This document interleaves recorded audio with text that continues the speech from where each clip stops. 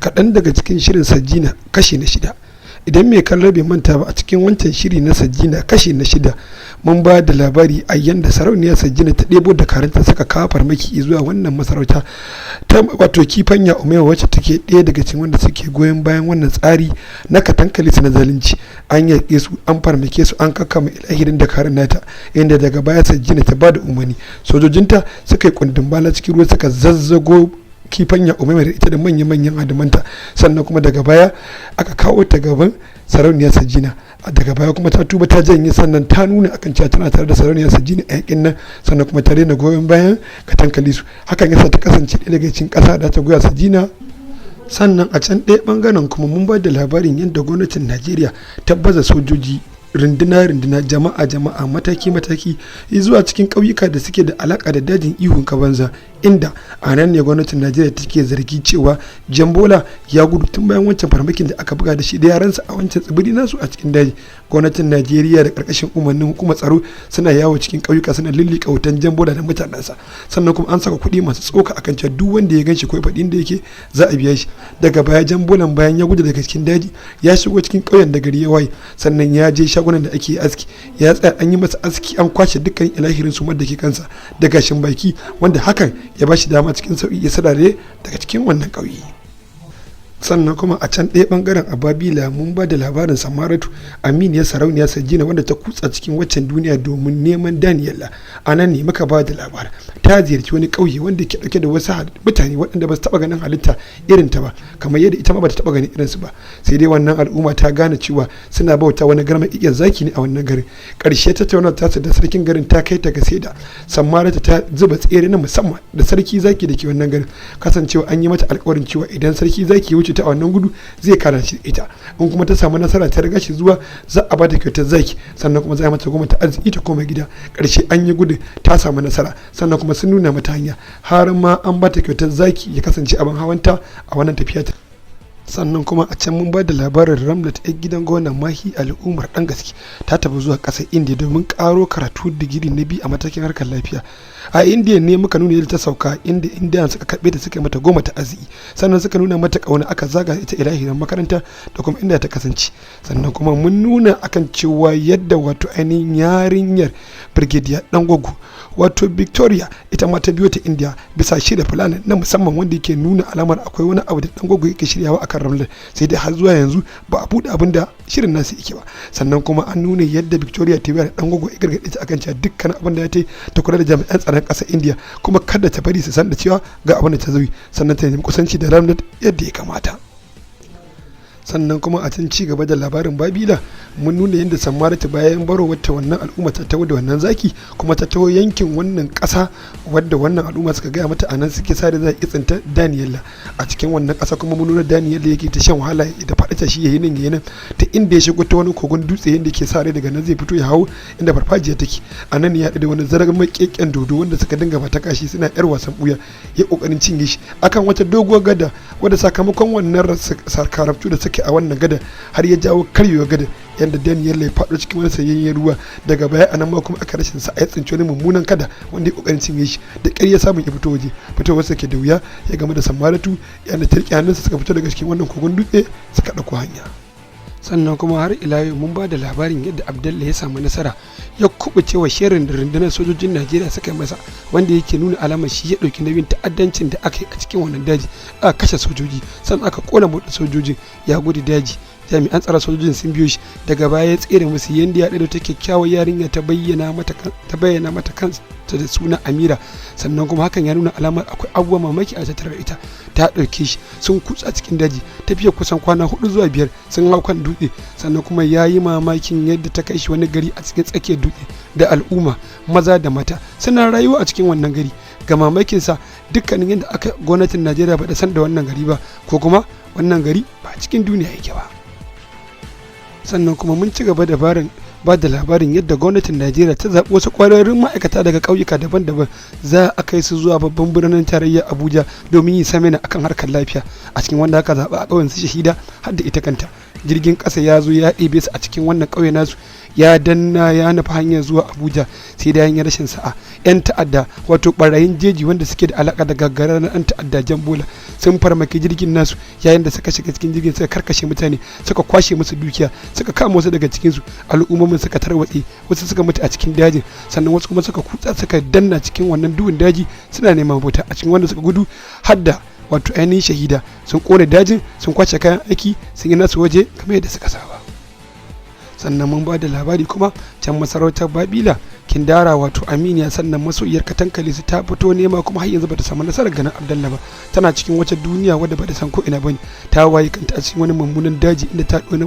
da wani gaggarumin dodo yanda ya kokarin halaka ta. Daga baya ta samu ta tsere sannan ta kwace daga hannunsa, ta samu kanta a wata masarauta wacce ta da wasu aljanu da shaidanu da suka kokarin halaka ta. Sunan sarauniyar da ke mulki a wannan masarauta wato sarauniya Medusa, sannan kuma ta mata bishara da cewa dukkanin wanda ya shigo wannan masarauta sai ya aikata jarabawa ta musamman akalla guda 5, yan ko ba haka ba ya zama furzina a wannan masarauta. A can kuma cikin labarin Babila mun ba da labari a yayin da sarki Abaraku Hallakau, ɗaya daga cikin amintattun Katankale ya kawo farmaki cikin wannan birni na Babila wato birnin sarauniya Sajina, ana taba ta kashi ana ta ɗauki babu daɗi. Sajina tana daga cikin wanda suka shiri da ita da manya-manyan yaran Dakaru suka fita filin daga, ake ta tafkaki tsakanin jama'ar Babila da kuma wannan sarki Abaraku Hallakau domin ganin ya taimaka Katankale su an karya wannan masarauta ta sarauniya Sajina.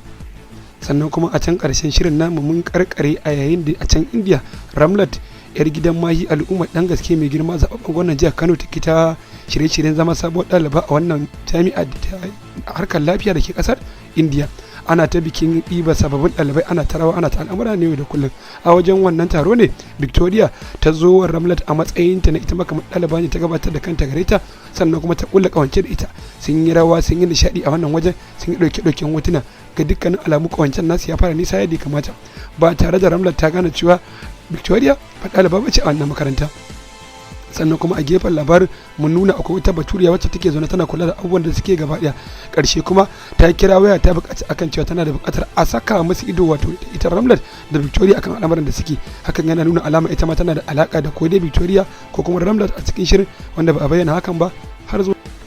tun wayewar garin yau. Victoria tana zaune a cikin ɗakinta, ta yi diresin kamar 'yar makaranta, ta saka kaya na ma'aikatan lafiya wato nurses, tana kallo a kwamfuta sannan tana observe din dukkanin wani motsi da Ramlat take yi a cikin kwamfuta. Tana karawa kanta dabara da lissafin yadda ta kara shakwa da Ramlat a cikin wannan aiki. Gama wannan shiri na take da yadda saka kayanta yana ta fito kai tsaye ta nufi aji domin saɗu da Ramlat kamar yadda ta tsara a safiyar yau.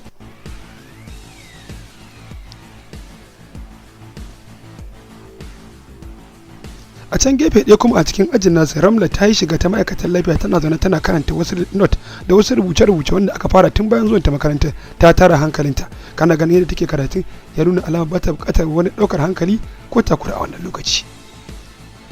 Cikin ɗan ƙanƙanin lokaci wata batura ta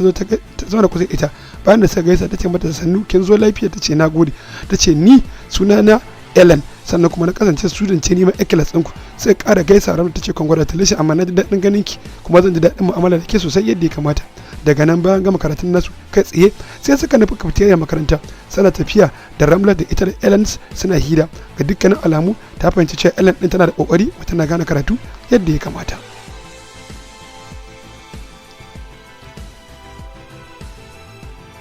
Bayan sun fito da cafeteria ne sun ci abinci sun zauna, Ellen ɗin ta zauna ta dinga yau Ramlat da bayanin abubuwan da bata gane ba a cikin wannan harkar karatu na harkar lafiya, kasancewa Ellen ɗin ta riga Ramlat zuwa makaranta da kimanin kusan wata ɗaya kenan kafin zuwanta. A nan din ne kuma Ellen ɗin take gaya mata daga nan wajen abin da ya kamata shine su tashi kai tsaye su karasa wajen wasan basketball da ake a stadium da ke kusa da wannan makaranta. Kai tsaye suka taso suka shigo wannan waje, sannan kuma suka zauna. Wannan shine karo na farko da Ramlat ta fara shiga stadium kallon wasan basketball a matsayinta na 'yar Kano Bahaushiya.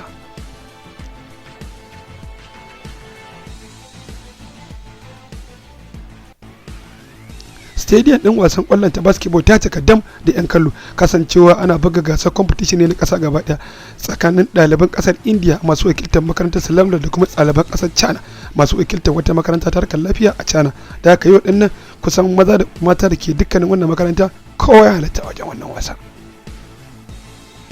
A can gefe da ita ma Victoria ta hanyar da kayanta tana hango Ramlat da wannan baturiya a yanda ta ɗauki ɗan gogo ta kira shi ya aka Victoria ta ce ranka ji da akwai matsala saboda na fahimci wata baturiya tana tare ita ko da yaushe alamu suna nan mace kamar kuma tana da masani akan abin da muke. Ya ce mata kisan dukkanin yadda ake cikin kawai ita a cikin wannan aiki nan ba za mu yarda da matsala ba kuma ba zan yarda wani hana mu wannan aiki ba in abin ya gagara kuma ki ɗauke ta ki zare ta da kan wannan aiki baki ɗaya sannan kuma ki yadda ake shiga kin yi hakan ba tare da wani ya fahimci cewa ke cika aikata wannan aiki ba inda matsala kuma ki kira ni.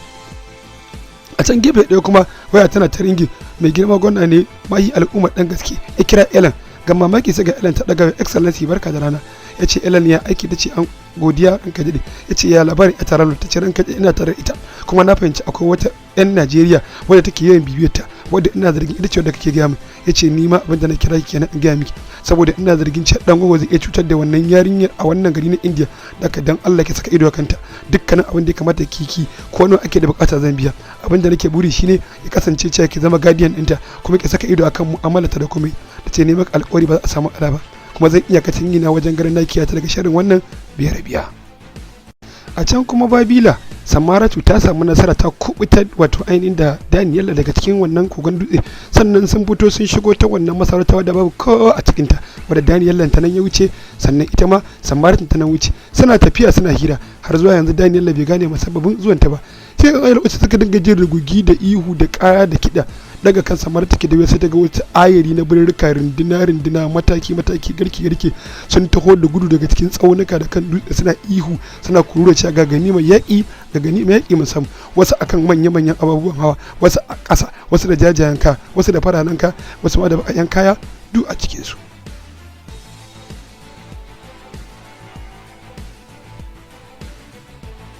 Cikin ɗan ƙanƙanin lokaci waɗannan ayyanin dakarun birrika sun zagaye Samaratu da Daniela sannan sun kama su ga mamakin Samaratu ta ga an kama zakinta an saka a keji sannan an kama damusar Daniela ita ma sun garmaka ta a keji. Ta yi mamakin karfin waɗannan birrika da dabarar su duk girman zakin nata sun kama sun saka a keji sun kula da masa Daniela. Dabbobin guda biyu sun yi dukkanin kokarin su wajen ganin sun kwace kuma sun balle daga cikin wannan kejin amma hakan ya ci tara. Cikin kankanin lokaci hankalin Samaratu ta tashi da Daniela kasance gasa an saka su a cikin keji an garmake su a tsakiyar Sahara ba gida gaba ba gida baya babu ruwa babu abinci babu wani dan adam ko wani abin halitta da suke gani kwaya daya sai birrika sun fi guda miliyan a cikin wannan Sahara. Cikin kankanin lokaci birrikan nan suka zo suka tar yayin da sarkin ya fito an dauko shi akan kujera ta alfarma sai ne masa kirari sai ne masa iwu suna kururuwa suna magana cewa babu mai zai da kai sai ya tadda kasa.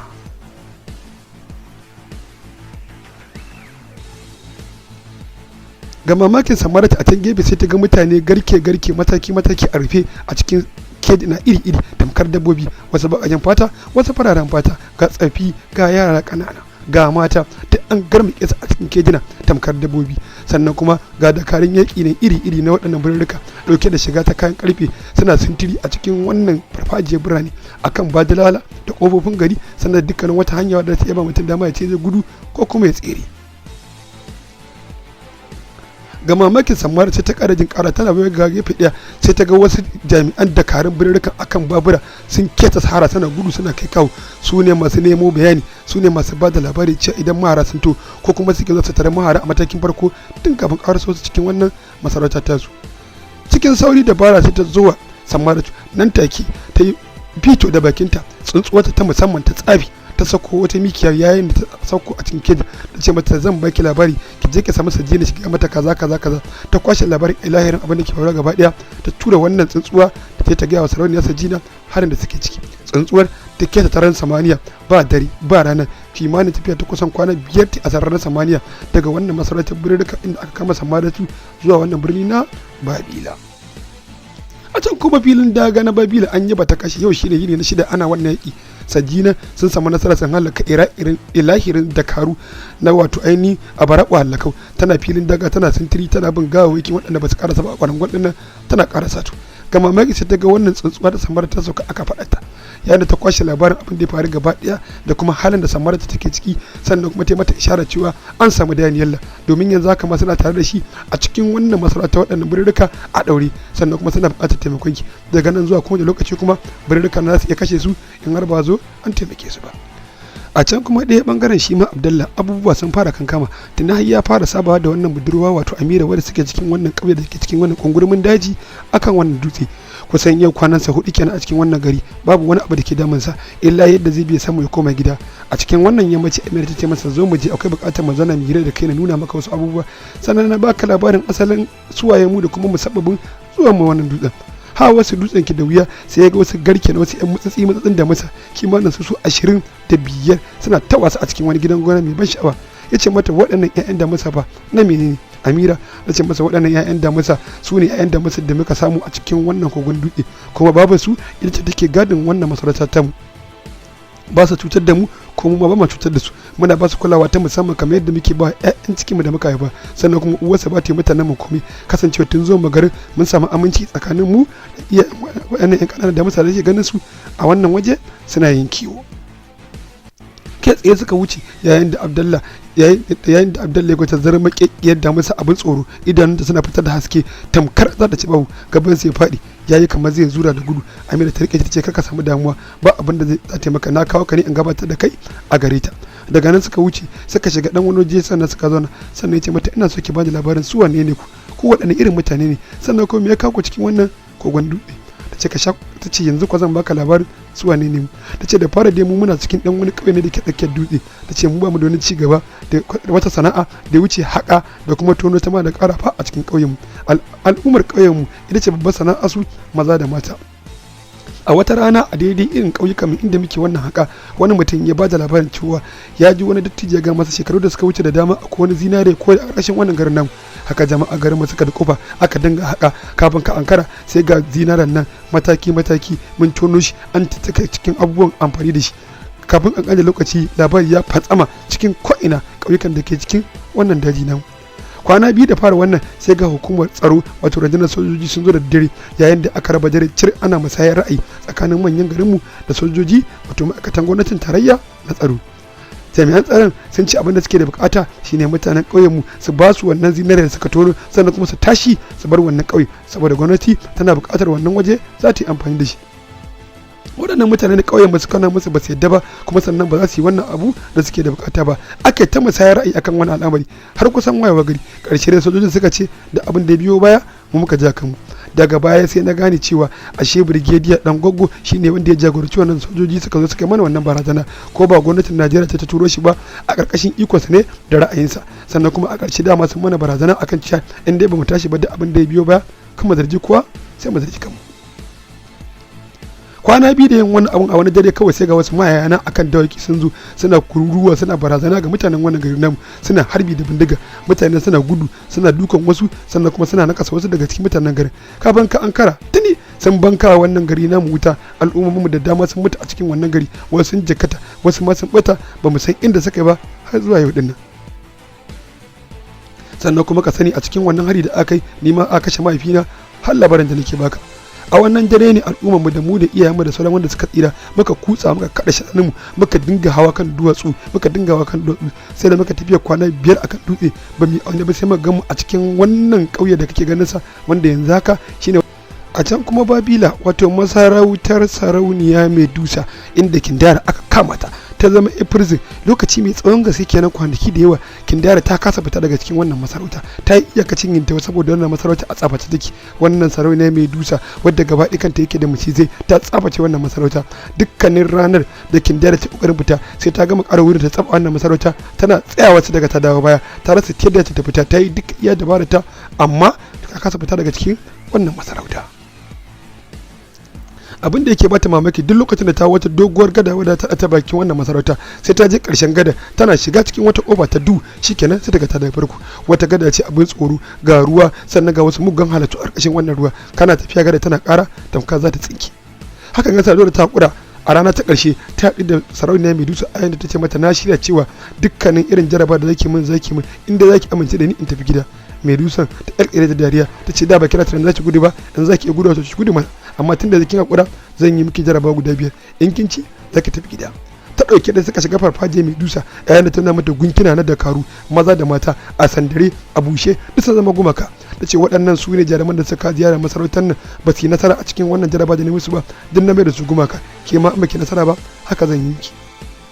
ta ce na yarda na amince da haka. Take a wajen Medusa ta sa aka tara runduna ta al'ummata ta ce musu ya ku al'ummata mun samu wadda za mu yi jarabawa kamar yadda muka saba ga ta nan sunanta Kindara za ta fara jarabawa a yau din nan in ta ci jarabawa guda 5 za ta tafi gida in ba da ci ba kuma za ta zama gunki. Jarabawa ta farko ta ce akwai wata bishiya wacce take da wani fure wanda yake mana maganin rashin lafiya a wannan masarauta sai dai akwai na zama kekken dodo a wannan karkashin bishiya kullun yana bacci baya bari a tsinki wannan fure in dai zaki iya zuwa ki tsinko wannan fure ki kawo mun to kin ci jarabawa daya cikin jarabawa da zan miki.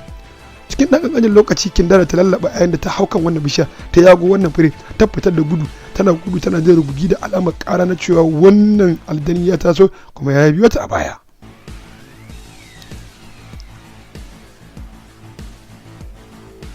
Farkawar wannan aljani ke da wuya ce da Allah ya dan in ba da ke ba yayin da ya biyo Kindara bakinsa a buɗe yana kai mata sura yana kai mata yagu tana gudu ta yi nan ya shawo kanta ta nan ta yi nan ya shawo kanta ta nan ba ta taɓa gudu a rayuwarta irin wannan ba ba ta taɓa ganin aljani abin tsoro ba irin abin tashin hankali irin wanda haka suka dinga gudu sai da suka cinye yini guda cir suna yan wasan ɓuya ita da wannan aljani a cikin wannan daji sannan da kyar ta samu ta sha wata kwana ta bace masa sai ta zauna anan har gari ya waye da ta tabbatar da cewa wannan aljini ya kuda ya juya sannan ta ɗauko wannan fure ta tawo da shi tana jin daɗi a ranta kuma tana jin cewa wannan shine mataki na farko na samun nasararta.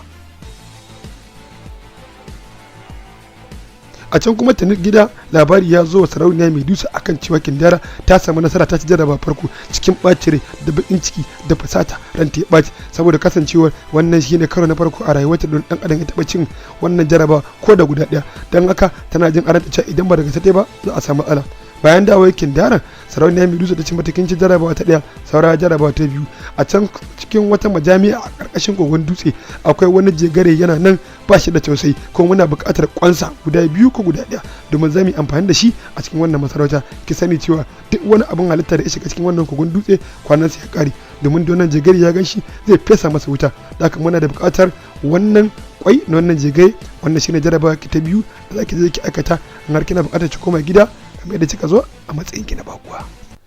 A can kuma gida Najeriya inda wannan hatsari ya faru inda wannan 'yan fashi da makami na dare suka tare wannan jirgin kasa na su Shahida suka yi masa fashi da makami suka yi masa ta'addanci ta samu ta kubuce ta kutsa cikin daji tafiya take ta yi akan wani dogon dutse da daddare a wannan hanya ne sai ta fara ganin wasu 'yan ƙananan kuraye wanda yake nuna alamar cewa mahaifiyar wannan kuraye tana kusa ganin haka ya sa gaban Shahida ya faɗi ta fara sauri kafin ta an kara kurayen nan yawan sai ya kai kusan guda 5 sun biyo ta a baya haka ta dinga gudu har ta samu ta tsere musu tafiya ta 'yan mintuna kaɗan sai ga ta a cikin wani ƙauye akan wannan margegin dutse ci gaba da tafiya take a wannan gari ba wanda ta gani ba kowa har wajen gefen asuba tafiya take ta yi ko Allah zai sa ta ga wani mutum ya fito a cikin wannan ƙauye bata aune ba sai suka kace bazo ta dattijuwar mata ta fito da sanda tana dogara bayan da suka gaisa Shahida ta tsaye da ita sannan kuma ta nemi taimakonta ta gaya mata abu na farko tana jin gajiya sannan kuma tana jin yunwa sannan tana so ta taimaka mata da wajen kwana idan kuma gari ya waye ta ɗauki hanya ta koma gida. A wannan lokaci wannan dattijuwa ta kai ta gidanta yayin da ta dafo mata abinci ta kawo mata kaji da nama da kayan alatu ta zo da ita ce ki kwanta da hankalin ki yake wannan yarinya zan sauke ki sannan kuma zaki samu aminci a wajena har zuwa wayewar gari. Bayan da ta gama cin abincin na Shahida ba da san lokacin da bacci ya dauke ta ba ta kwanta ta yi bacci mai tsawo kimanin wajen kwana 1 a cikin ɗakin wannan mata ba tare da ta sani ba kasancewa ta sha wahala ta niki tafiya mai tsawon gaske akan dutse wanda bata taba irin ta ba a rayuwarta.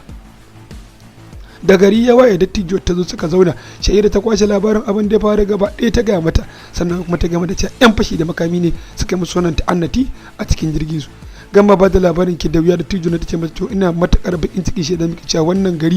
garin wannan 'yan fashi da makami ne ni kana da ta gani a garin su ni ce nake kula da su da dukkanin kayan su da kuma dafa musu abinci a wannan garin sannan kuma ki sanni da cewa duk fadin ilahirin alƙadai nan a ƙarƙashin ikon su take sannan kuma kin yi batan dabu me ma'ana ku hakan kin yi gudun garakin ta da zago domin kin ka kanki da kanki gidansu don haka yanzu ke ma kin zama ganima.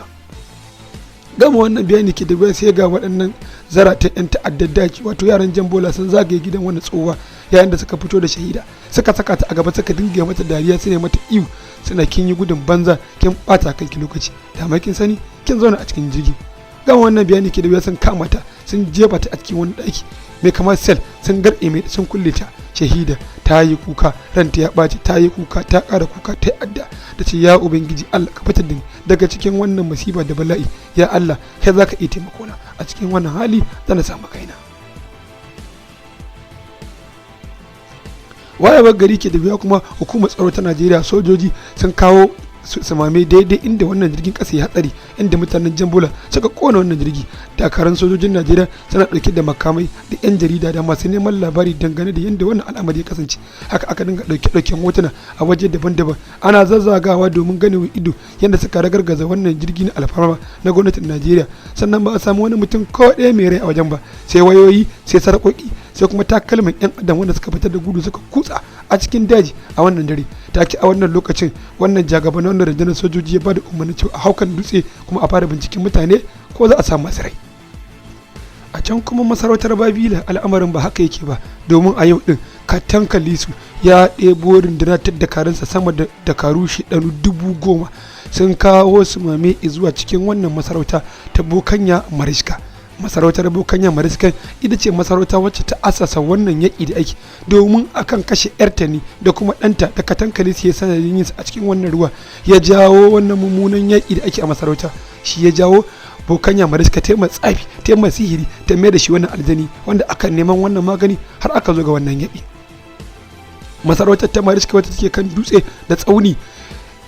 dukkanin wani bangare wanda zai shigo da magauta an kewaye ta da jami'an tsaro, amma duk da hakan Katan Kalisu ya ɗebo shedanu mataki-mataki, wasu akan dabbobi, wasu akan iska, wasu a ƙasa, sun dungumo gaba ɗayansu da niyyar cewa ko su ko wannan masarauta ta Bokanya Mariska.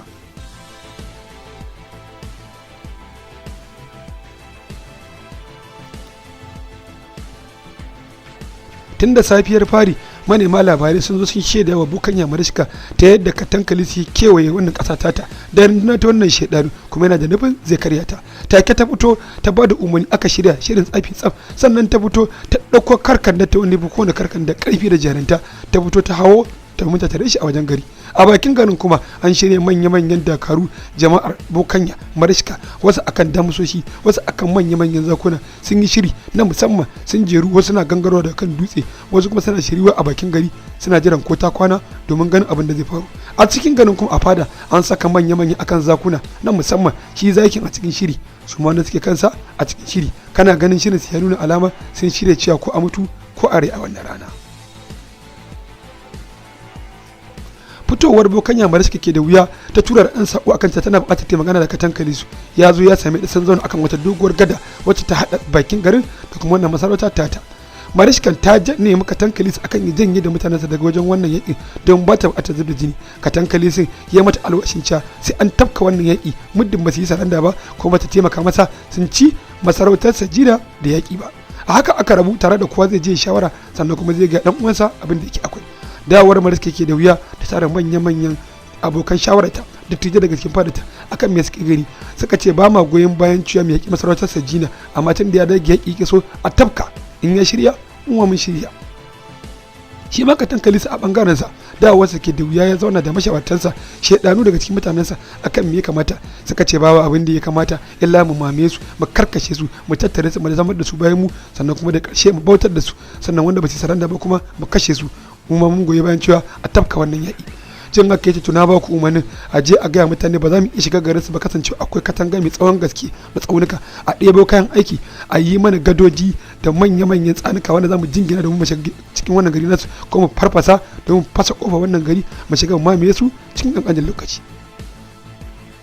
Take aka ba da umarni, aljanna suka dinga ɗebo kayan aiki a wasu ƙananan motoci na ƙarfe suna bubbuga a bakin wannan gari a cikin wannan daji, suna ƙoƙarin ganin sun haɗa manya-manyan injina da ƙarafa sannan da tsanuka na musamman wanda da su za su yi amfani domin sawara cikin wannan gari na Bokanya Mariska. Wayewar gari ke da wuya Bokanya Mariska ta ba da umarni, aka ɗebo da karu na yaƙi mutum 2000 aka zaba su akan badala ta garin, aka ba su umarni ta dinga sintiri babu dare babu rana, kuma dukkanin wani motsi da ta gani na wani abin halitta wanda ba su gane ba inda ba cikin wannan gari bane to su harbe shi. Haka wannan jami'ai suka dinga kai kawo suna shiga suna fita, sun saka ido tsaf domin ganin cewa ta wace hanya ne Katan Kalisu da su da mutanensa za su iya haurowa cikin wannan birni na Bokanya Mariska.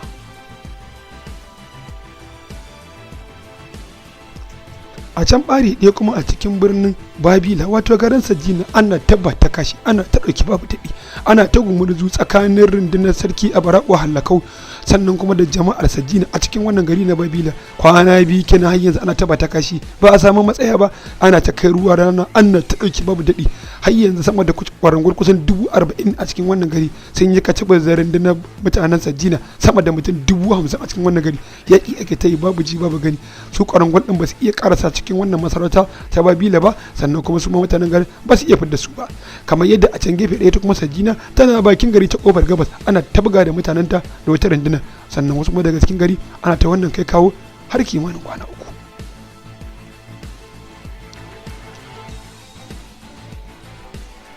Ganin wannan yaƙi cinyewa kwamandan rundunar masu kula da kibiya ya bada umarni cewa a yi ruwan sama a yi yayyafi a yi marka ta kibiya akan waɗannan ƙwarangwal da suke cikin wannan gari dukkanin ilahirin da karu kuma na sajina su fita daga wannan gari su koma gefe take aka yi ruwan kibiya sama da kibiya guda miliyan 50 aka zuba a cikin wannan gari sai ga kibiya tana shiga ta bakin ƙwarangwal ta cikin su ta fuskar tana ratsa su duk wanda ta dare a jikinsa sai da kaga ya gargaje war sai kashushuwa turmus a ƙasa kafin aka ankara gaba ɗaya an kashe ilahirin dukkanin ƙwarangwal da suka shigo wannan gari waɗanda ba su karasa ba kuma da karen sajina sun biyo su suna karasawa wayewar gari ke da wuya sarki a bara kwalla kai ƙara umarni wata rundunar ta ƙwarangwal ɗin mutum 20,000 suka ƙara kwankura suka ƙara dannuwa suka shigo cikin wannan gari na babila da gudu suna ihu suna kururuwa suna sowa suna cewa ko mu ko ku amma ba za mu janye ba ba za mu haƙura ba a gefe ɗaya kuma an ƙara zuba wasu dakaru na musamman dauke da wasu garkuwa da takobi su ma mutum 10,000 sun shata layi a cikin tsakiyar wannan gari domin su tare wanda runduna da wannan ƙwarangwal wadda sarki a bara kwallakau ya ƙara turowa. A can ku gida Najeriya al'amuran ba haka suke ba domin ku a yau Brigadier Dangogo ya yi taron sirri na musamman da manya-manyan dakarunsa na soja kwamandoji da suke karkashin ikonsa a karkashin ƙasa a wani gidansa wanda ke cikin tsakiyar ruwa wanda ba wanda yake iya zuwa wannan waje sai ya gaice shi dukkanin waɗannan kwamandoji ba wanda ke da masaniyar musabbabin tara su a wannan waje. Bayan da suka zo da ne Brigadier Dangogo yake shayar da musu cewa dukkanin wani shirye-shirye da muke da abubuwan da muke tsarawa sun gama kankama kuma ne muku bishara cewa lokaci yayi da zamu gwada gwamnati karfin mu a cikin wannan ƙasa ta Najeriya. Kwamandojin nan suka ce ba mu gane abin da kake nufi ba oga ya ce abin da nake nufi mun yi mitin da tsara na ma'aikatan manyan sojoji cewa za mu kifar da gwamnatin Najeriya kuma za mu juyi mulki ga kayan aiki da mun kawo su bindigogi ne na zamani wanda babu irinsu a Najeriya rigunan kare harbi bulletproof wanda sojoji za su saka ba za su iya maganin wannan bindigogi ba domin na musamman ne za mu yi wannan aiki a tare da su.